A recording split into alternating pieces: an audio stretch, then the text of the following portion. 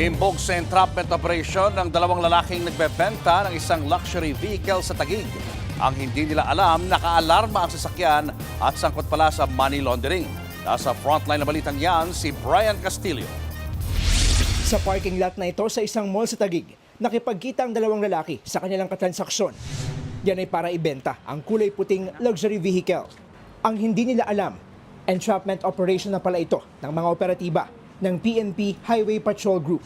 Arestado ang dalawang nagbebenta ng sasakyan. Na-recover ang ilang papeles mula sa dalawa. Base sa investigasyon, naka-alarm sa LTO ang naturang sasakyan na ibinibenta sa isang Facebook group.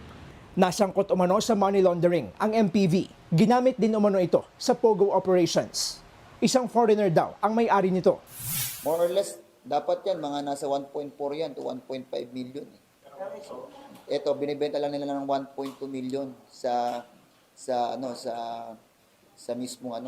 mismong social media platform. Ayon sa mga sospek, ipinabenta raw sa kanila ang sasakyan. Pero hindi nila alam na naka-alarma pala ang sasakyan. Di nila pinangalanan kung sino ang nagpabenta. Ito yung naging katiwala niya dito sa Philippines. So, tinulungan ko lang i-assist yung transaction.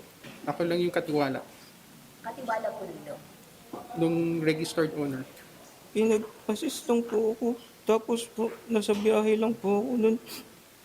Tapos po, nagulat na lang po ako na ganun po. Sabi lang daw po, bibigyan daw po ako kahit ano daw po ng pera para din po sa pampa-opera po ng papa ko.